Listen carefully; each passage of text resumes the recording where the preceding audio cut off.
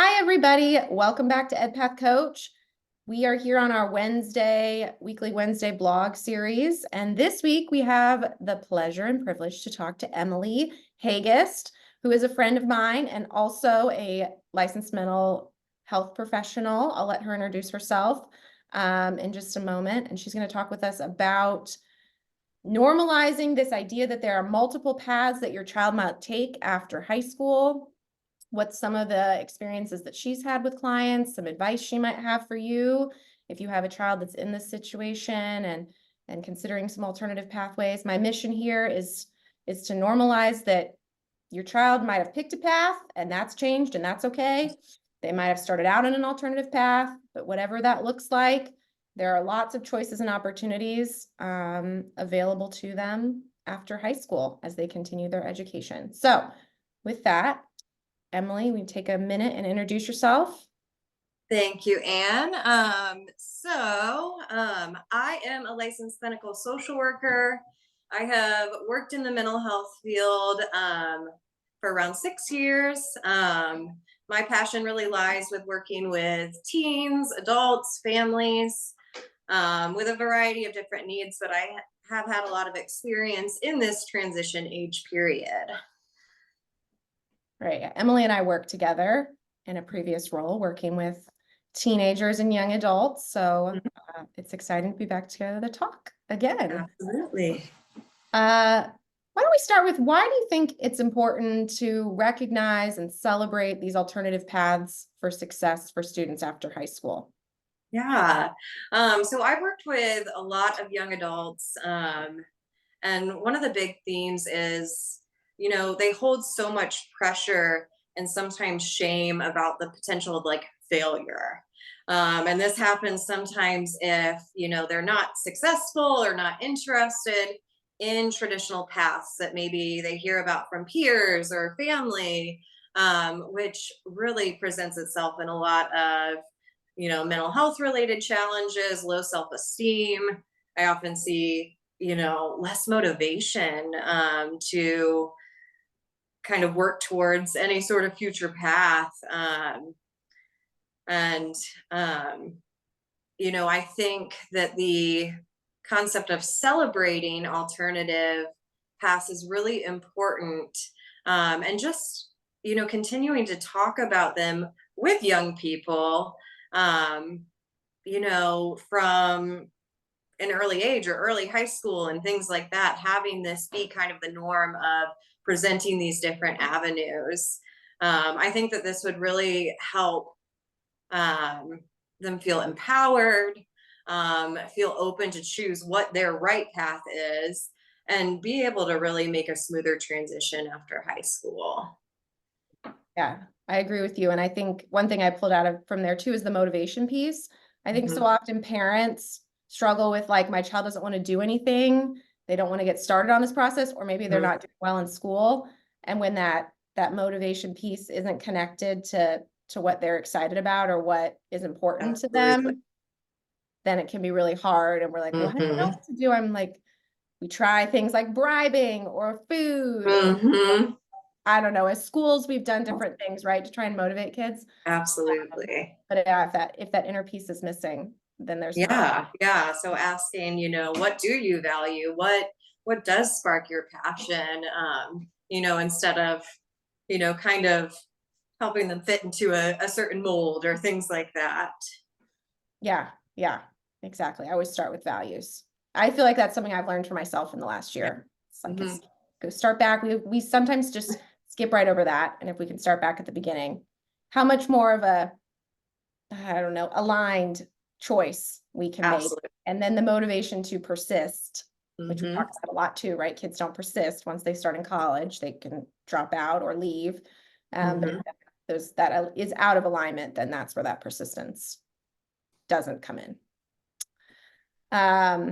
What do you think are some common misperceptions or misconceptions or societal pressure that you hear kids talking about in your office about what they think like this traditional path is that is like put upon them?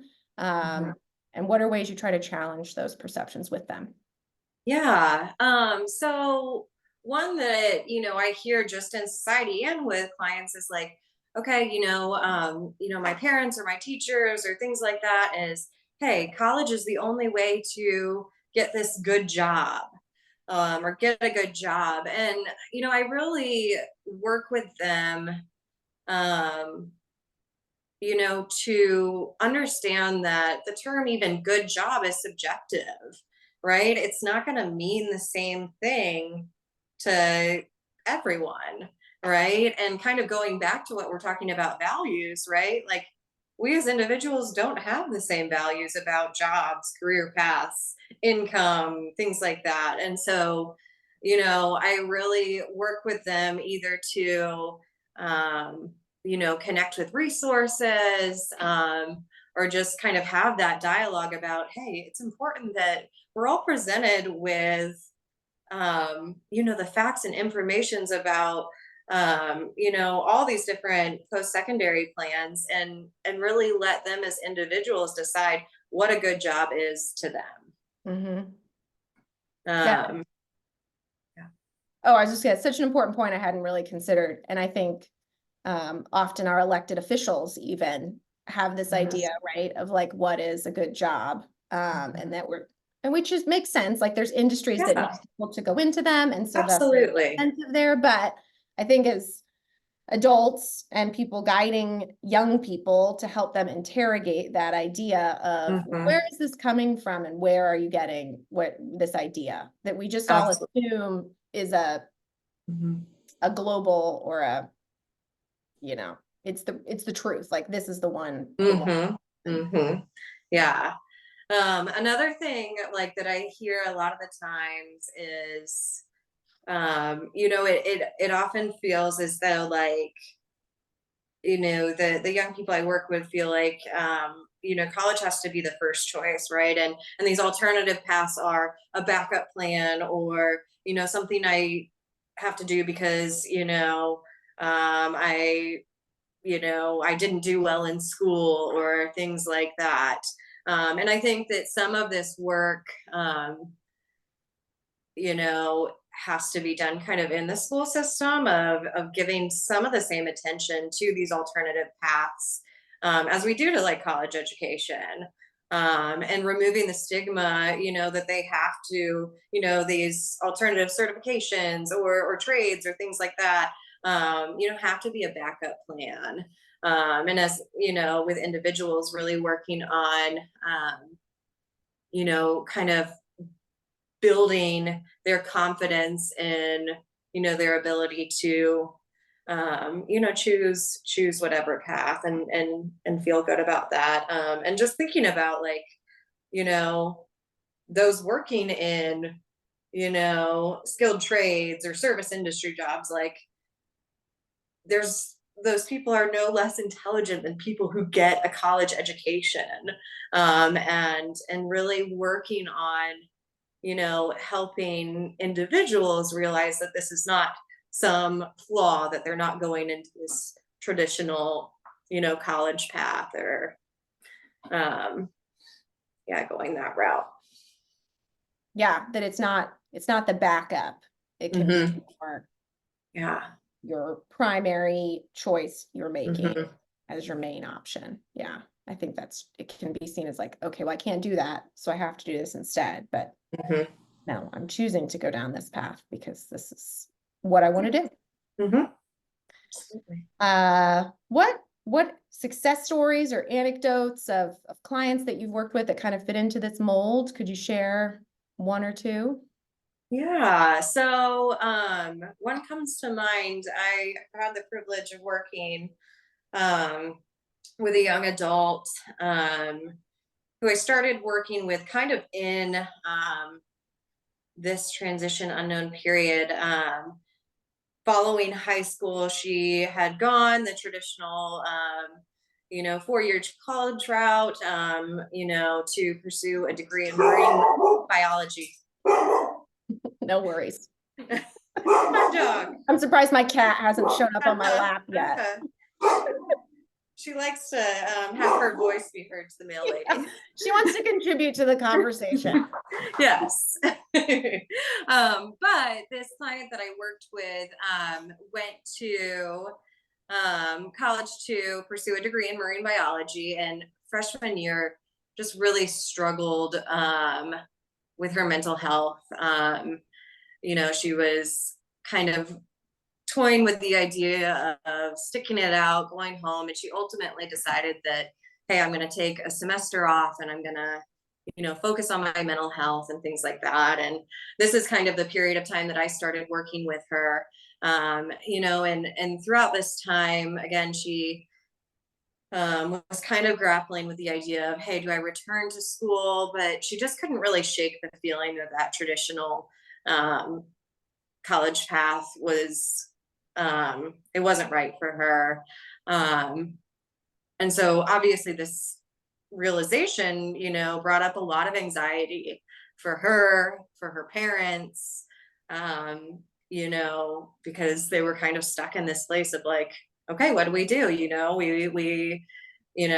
My client wanted to be successful. Her family, wanted her to take steps forward.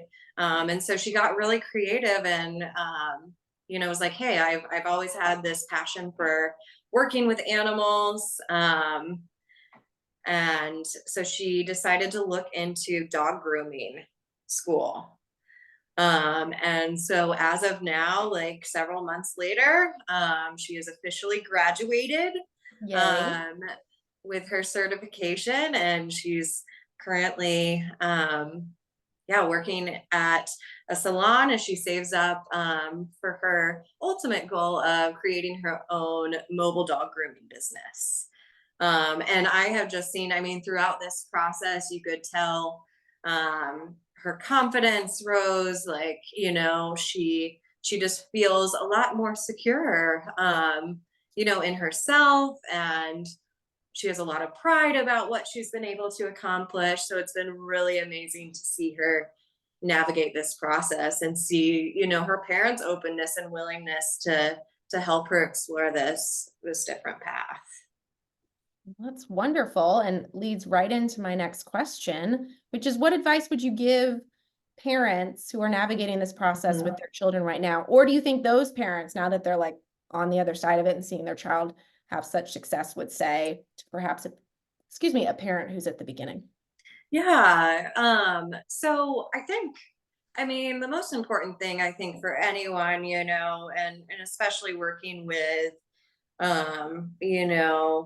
your transition age children, is work to really actively listen and be open-minded, towards your kids. Like, be open to learning about alternative paths, like validate your children's feelings and needs, whether it's concerns about, how they'll manage their mental health, or, kind of that stress of, balancing those societal pressures and what they really want to do. And I think remembering too that, okay, just because a traditional path worked for you or worked for other members of your family or siblings and things like that, doesn't mean that it's going to work for every individual in your family. And like recognizing that it's completely natural for parents in this process to have, that anxiety present, especially, if your child wants to explore a path that you're not familiar with. So like really encouraging, parents to seek out resources and support to help navigate this process. And also, encourage and help your child be an active participant, in this exploration as well. Yeah, I think that's important that sometimes as parents, we think we can do things for them, maybe better than they can, like, but in trying to encourage that self-agency and self-drive in kids. And it going along with that, how would you encourage students to play an active role in this process, or advice that you maybe give your clients about how to start navigating figuring this out while managing their mental health, right? Because that's a big piece of it.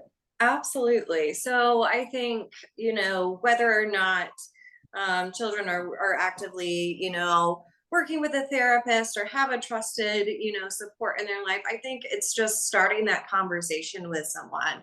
A lot of the times I see individuals that have kind of, put their head down and tried to muster through, traditional paths or meeting certain expectations without even giving voice to what they're struggling with. So I think first is, finding a trusted person to share, these ideas with or these concerns with, is a good place. And if, these conversations can be hard to start with, families and things like that. So, if needed, find someone that can be a part of that conversation with you. And if you find a resource or looking into that, like, do some of your own research, right? Really work. I'm going to come back to values, but like, Mhm. do some exploration of your own values. What you want out of a career, what you want out of life, and bring that to your parent, because again, that is, I think, where you're going to really find something in line with your passion if you are an active participant and you're communicating with these supports throughout the entire process. Yeah, like taking control of Mm. your future and Yeah. start it's it can be a lot of self-exploration to get to that end point, but all that Mhm. work is going to be so worth it when you find Yeah. yourself in that path that Yeah. aligns with what you want and not what might have been all the messages that you've been hearing throughout your life have told you that you should Yeah. want. Yeah. Well, to wrap up, what would you, if you could like wave a magic wand and change one thing around the current narrative that we have, or that would you think would really help students or parents navigate this process, what would be your one thing or Yeah. two? Two. I think that just changing some of the language and the attitude about, having the right choice, or, college or a certain path being the right choice. I think, that attitude kind of can diminish, the learning, growth, and success that's possible with so many different paths.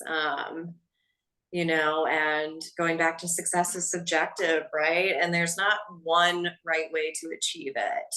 And so for students, right, like really honoring your needs and dreams, like you are the expert in your own life. Speak up about, your future goals. Ask for guidance in exploring this. Like you don't have to do it all on your own. Um, and just going back to like the more in line you are with your values and your passions, like the happier you will be and the more successful you'll be. Yeah, it's so important. I like 3 years ago, almost 4 years ago, no, almost 3 years ago, not important, but I was out with on a hike with my cousin, and I was talking about some life related circumstance for myself. And I remember she said to me, she's like, well, there's no right choice. There's no Mhm. right answer. And I was like, I mean, 35, and like, I never thought about like, you're right. Like, Right. no right answer to anything. Uh-huh. Everything is subjective, but we don't Yeah, talk about that enough. So, absolutely. Yep, I hear that all the time, with even talking about therapy of, oh, I'm going to go to my therapist, they're going to tell me what to do, right? There's not, uh-huh. like, I don't know the right choice for you, only you know that. And so yeah, giving space to explore that, building up the courage to to identify, you know the route and the avenue that's best for you. Yeah. Well, thank you so much for your time today. This was Absolutely. wonderful. I learned things, as I always do when I talk about this stuff, and I love talking about it. So I hope that we are helped one of you out there whose child, or maybe you, the student, is watching this with normalizing this. that this is normal and you're exactly where you're supposed to be. So we hope that your journey can be joyful and transformative, and we will see you, well, I will see you again next Wednesday. Thank you so much, Emily. Thank you.